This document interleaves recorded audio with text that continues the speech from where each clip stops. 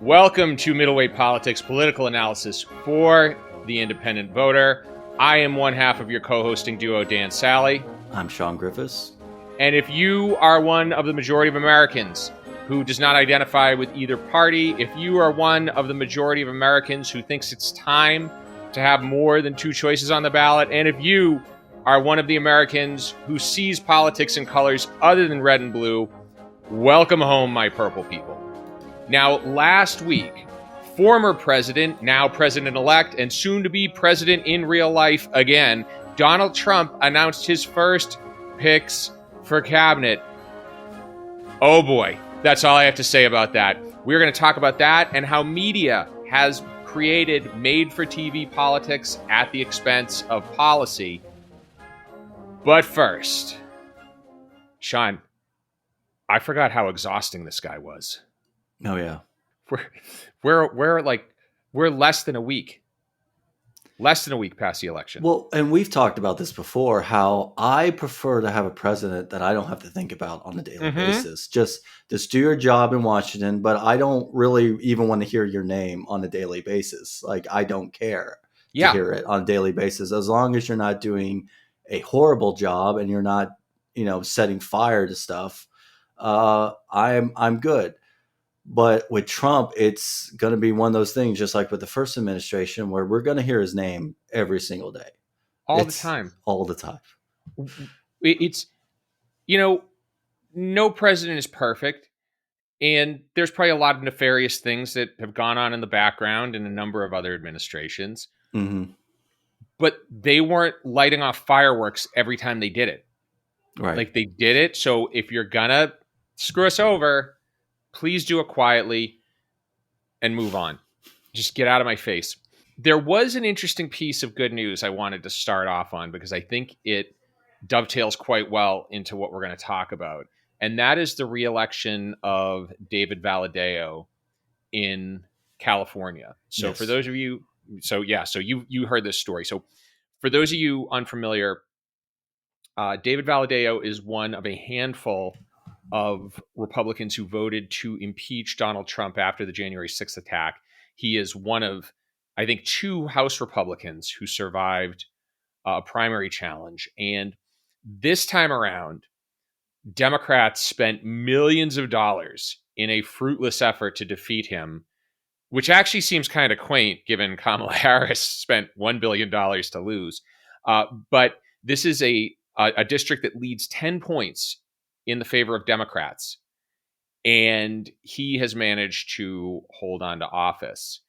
And one of the mechanisms that's allowed Valadao to stay in office this long has been the top two primary system in California, which you and I have talked about before, Sean.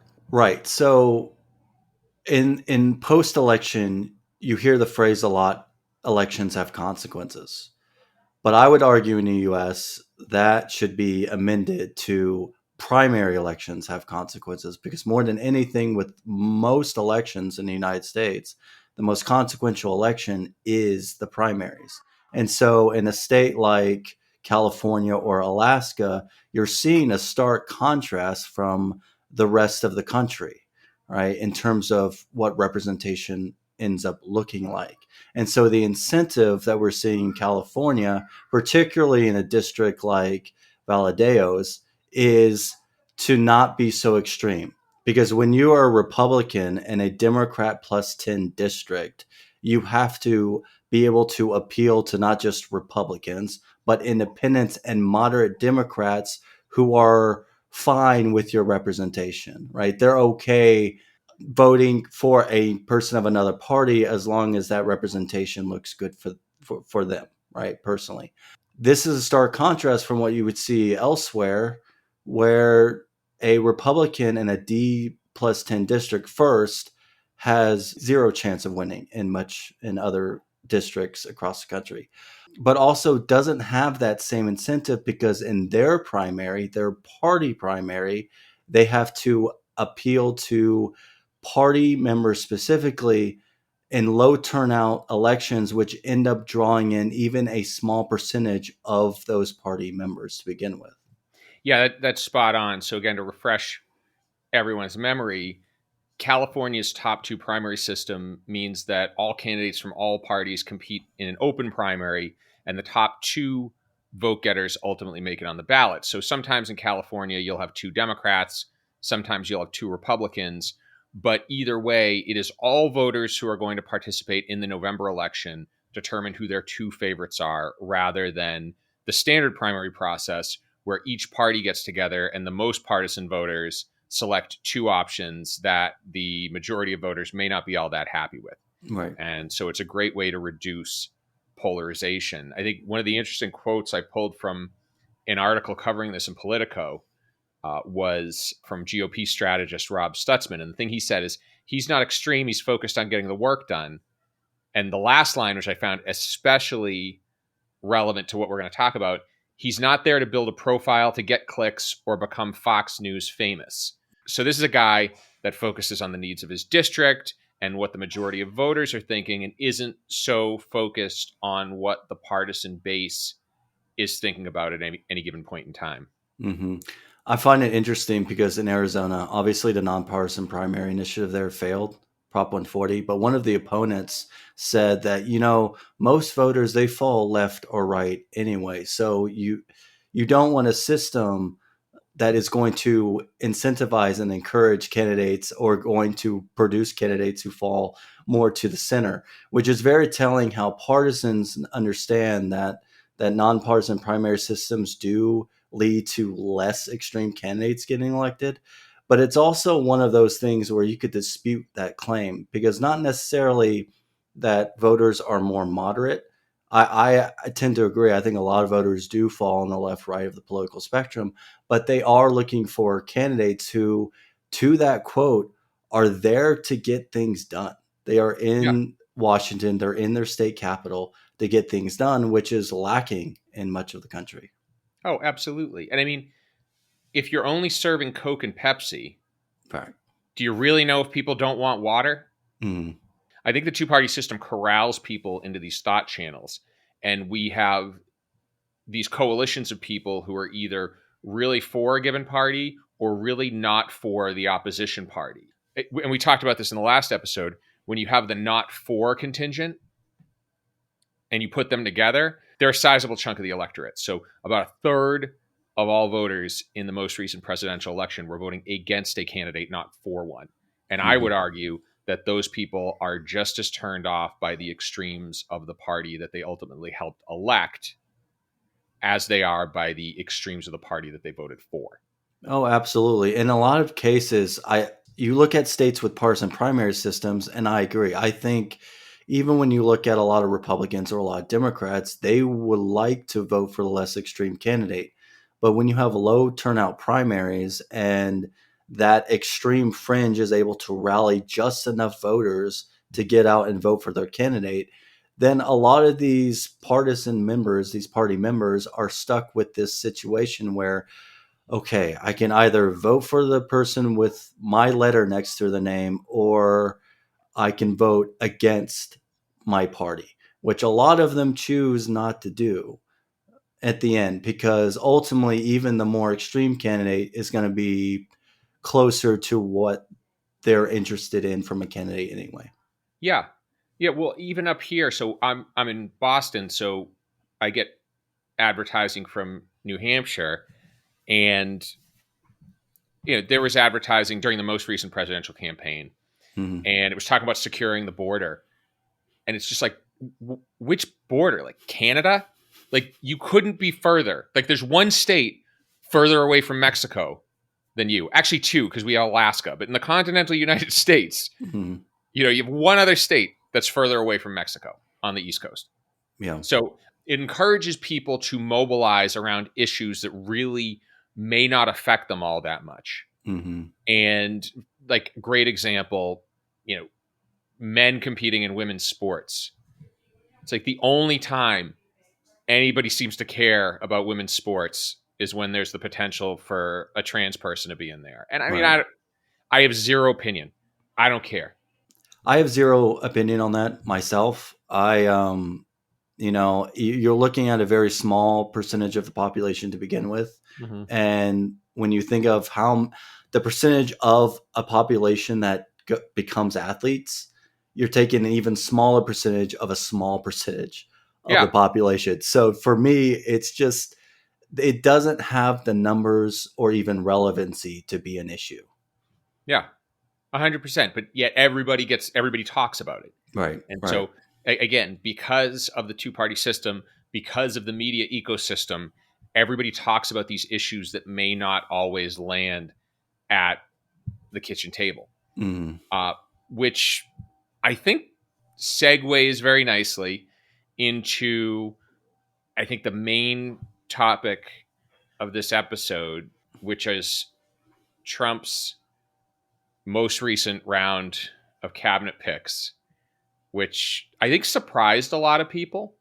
So we've got a whole slew of folks. I don't know if you want to go through them one by one. I've got my take on them. The more interesting picks, I think, would be because I think there are some, okay, this is kind of normal ish, like a Marco Rubio as Secretary of State. That's probably not the go to choice, but it seems like a normal politician pick.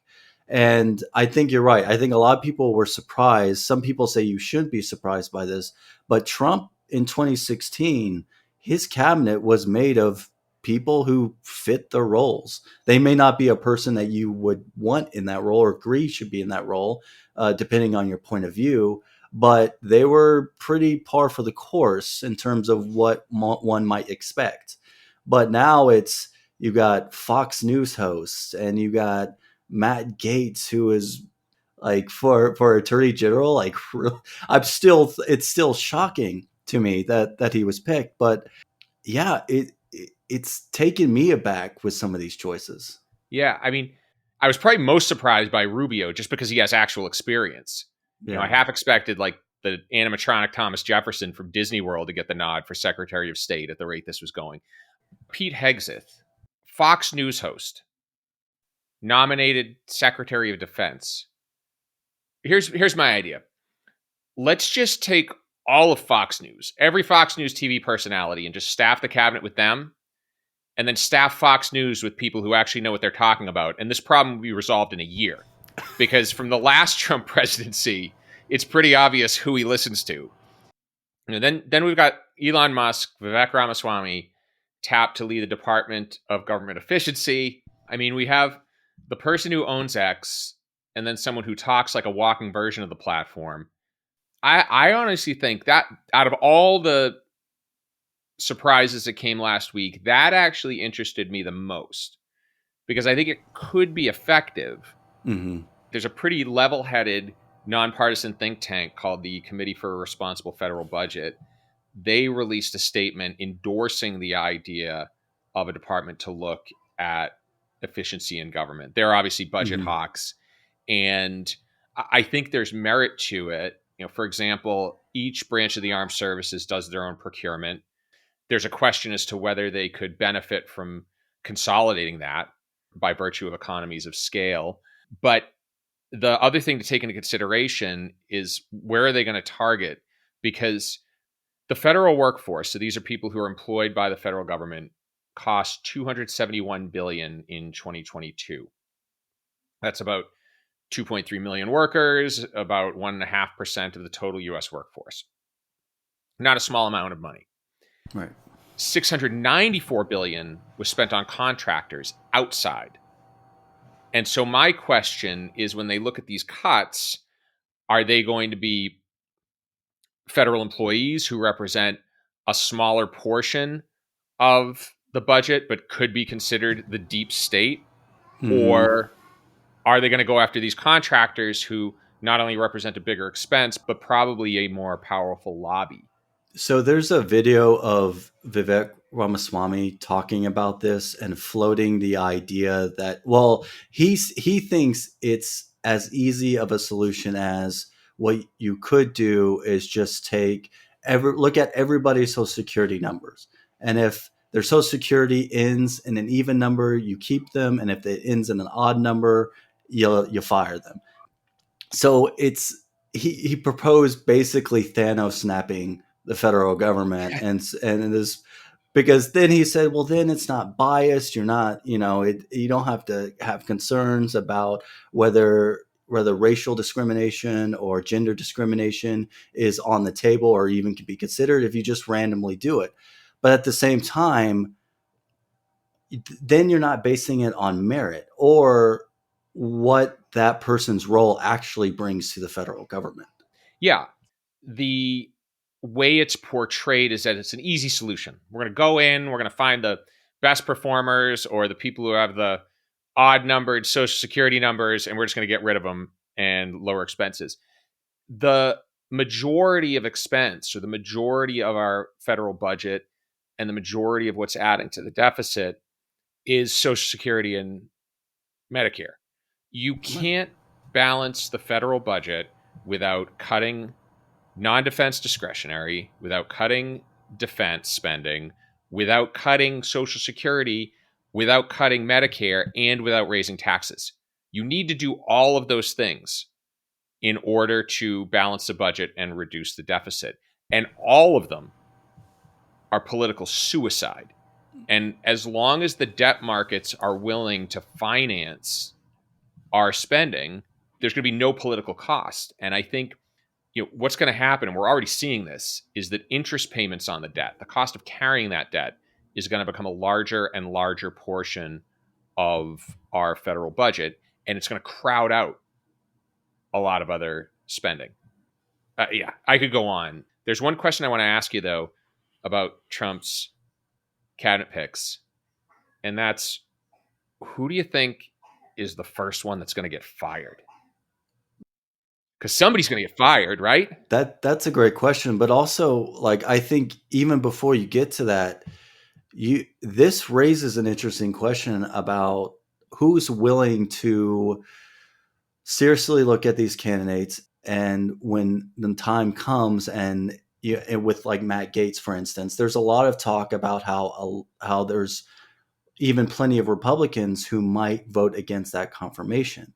And so the interesting question becomes, how many Republicans are willing to, go against Trump at this point in the Senate when it comes to these confirmations. And the interesting thing about that is, there's already been conversations on X from people who have threatened senators, saying that if you do not vote for Trump's picks, whether it's Gates or whether it's Gabbard or whether it's Kennedy, that we are going to primary you, which speaks to what we were saying before about the consequences of primary elections, and how in a party primary system that exists in most of the states, the primaries can be weaponized. They can be weaponized by party bosses. They can be weaponized by organized grassroots movements that have enough people to bring out to the polls.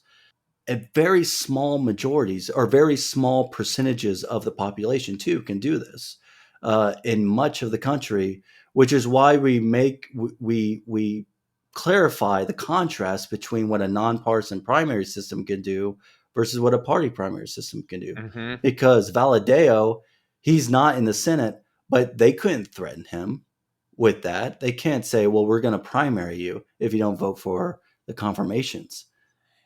You're exactly right there, and this highlights a much bigger issue, which is, I think, fragmented media has created this situation where people can gain power over the parties through their audience. Mm-hmm. And so if you take a look, if we go way back, Rush Limbaugh was actually the first one to do this, I think, with any great effect.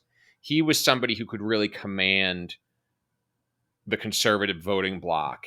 But as the internet started to open up room for more channels, as Fox News became a thing, as conservative media became stronger, and liberal media for that matter, I don't want to just focus on the conservative side here.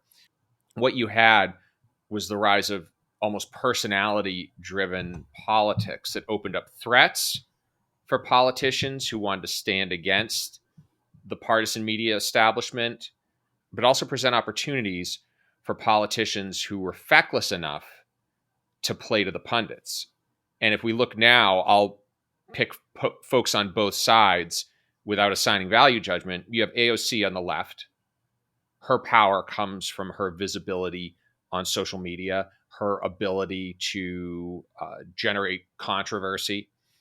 Same with Marjorie Taylor Greene, right? And two of them are two of the most successful small dollar donors in their parties. So not only do they have the ability to turn the rank and file of their party against their own, but they're also tremendous fundraisers, which gives them a lot of cachet within their own respective parties. And so, in a lot of ways, the media system has weakened the party's ability to enforce discipline. And the primary system really enables that. Right. The primary system itself has helped facilitate the hyper-polarized environment that we have today. Mhm. So more and more over the years, and it's not just a recent thing, right? This has been going on for decades. The parties have more and more entrenched themselves behind their own party label. And so, regardless of what you think of Rush Limbaugh, he might have been a bit prophetic in the way that he approached his own show by targeting, specific ideological groups, specific niche groups, and speaking to them directly, because he could see that, as the parties pull further and further apart, you are going to see increased fractures in the way that people talk to each other, the way they communicate, the way that the media handles political stories, the way that campaigns and candidates talk about stories and elevate non-issues as opposed to, speaking directly to policy needs and interest. And so, yeah, I absolutely agree that when you look at what is the catalyst to this, you can look at the current, partisan political system we have. It's interesting. We're talking about open primaries, and I think it's important that we make some distinctions here, Hmm. because I think one of the things that's often overlooked is that Trump's initial success in 2016 was due to open partisan primaries, right? Right. Trump performed better in states with open primaries. And the reason for that is that he was, I think, one of the first, at least on the Republican side, who was able to bypass traditional media and speak directly with voters via Twitter. And this created the perception of direct access. The word I've heard that I really like is parasocial relationship. These people felt like they had a real relationship with Trump. And his unfiltered way of speaking gave this appearance of authenticity. And so not only was he able to continue to grow his following without the help of traditional media, without the help of his party's establishment, but he was also able to say things no other politician could say and actually strengthen his case when he did it. And I brought up this example last week. I'm going to say it again for anyone who didn't have a chance to listen to it, but it's identical to the strategy Southwest Airlines used, where Southwest Airlines targeted bus passengers and ultimately was able to eat into the major airlines' market share as a result. Trump targeted low propensity voters. He targeted voters who lived outside of standard political media, Hmm. right? You even see this Right. with the most recent Republican convention where you had Hulk Hogan up there, right? He has Right. rallies. It's all designed for people who like the spectacle of Trump. And that is why he has such a fervent following. And that's why he can do things no other politician can do. And in 2016, he capitalized on the fact that there was a fractured Republican field with, I don't remember how many candidates, a lot. And he just kind of took them out one by one. Hmm. And so I think what this tells us is, with the change in media, what we have to think about is how do we adjust the structures Hmm. in elections so people can't just, like, pardon the phrase, shitpost their way into office, which is Hmm. really what's kind of happened. Right. And I think this again gets back to the contrast that we made between what a nonpartisan open primary system can do versus even what a partisan open primary can do.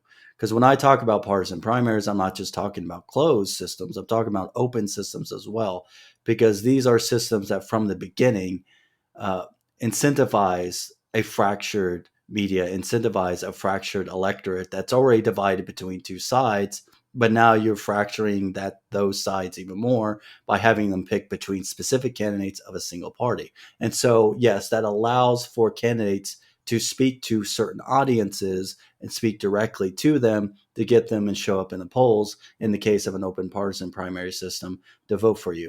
And Trump did that very successfully in 2016. I will note, though, that as he took command of the Republican Party, he started to understand how open partisan primaries could hurt him, especially as he was losing support among independents. So in 2024, his position on that has shifted radically. He is now openly in favor of closed primary systems because now he has his audience, and now when you can close the process, you can more easily target it.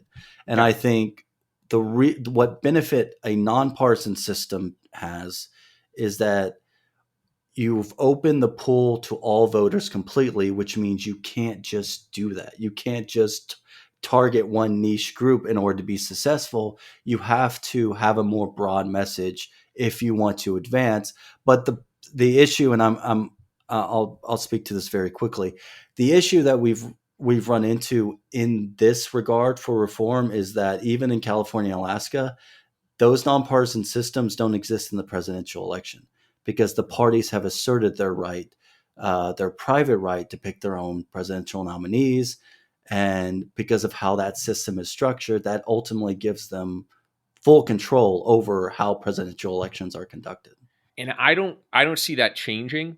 I would love to say that the Republicans who've sort of been shunned for opposing Donald Trump, like the Romneys and the Cheneys, and maybe those who are still in Trump's circle but aren't so comfortable with the way he acts, I would love to think that they would try to figure out ways to dampen the Trump effect in primaries. I don't see any evidence of that. I also don't see any evidence of the Democrats wanting to do anything to reduce their power. And I think if I'm going to give a call to action to you listening or watching this, it's that reforming elections can be done at the state level. We don't need to elect certain people into Congress to make this happen. It's not easy, but if people organize at the state level, they can have a real impact. And I really think that if you're part of that group that maybe isn't so hot about the Republicans and isn't so hot about the Democrats, maybe you find yourself voting against the opposition party rather than voting for the party in power. This is a great place to channel your energy. So you don't just have to vote for the lesser of two evils. You can also push for reforms that are going to open up the Coke and Pepsi market to, I don't know, Dr. Pepper, Mountain Dew, take your pick. We can start to open up this closed market, but it does not happen without ordinary voters taking action. The parties aren't going to do it. And unfortunately, it's not going to happen overnight either, as we saw in this last election, where you had 6 statewide initiatives for nonpartisan primary reform fail. And one of the critical reasons why is because there wasn't enough grassroots movement behind these reforms to start with and build from, along with a comprehensive voter education system that should have existed long before even signatures were gathered to put these initiatives on the ballot. It's important for voters to understand that to see reform, to see change, it's going to take time. It requires patience. You have to start by joining a local group, right? And building from that local group until you have a network that can ultimately bolster a statewide movement to get these type of initiatives passed. It's what California did with Top Two. They focused for months before they actually started gathering signatures on voter education specifically and reaching out through all mediums that they had to reach the voters for that voter education process. Mhm. And the result is that it passed. And in Alaska, I don't think they had as strong of a grassroots effort, which is why right now you're seeing very close elections to both put in place nonpartisan reform, but this year keep it. At the time of this recording, Measure 2, which would repeal nonpartisan primary reform, has not been decided. It is 50.5 to 49.5, and with still 30,000 votes to count as at the time of this recording. So by the time this episode releases, we may know the fate. But again, it speaks to how important just building that grassroots from the bottom up is for this movement. If there's one thing I am certain of, it's that in another 4 years, Americans are going to still be unhappy with the direction of the country. Yeah. Right. This is the first time since the 1890s that the White House has changed parties 3 administrations in a row. Mm-hmm. And it's because the system has become increasingly ineffectual at addressing people's real needs. And what happened back in the 1890s is they implemented reforms like the direct election of senators. They implemented party primaries, which prior to then, candidates were chosen by party bosses. Women got the right to vote. They implemented prohibition, can't win them all. But the bottom line is these reformers did a lot in the face of inadequate political and government response to better the situation for people for decades to come. Mm. And Sean, normally I like to let you cap it off, but I think I really nailed the dismount on that one. So we're going to end it there.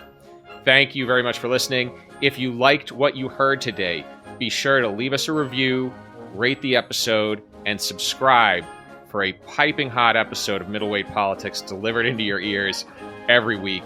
That metaphor sounds really painful. Thank you again for listening to Middleweight Politics. Stay purple.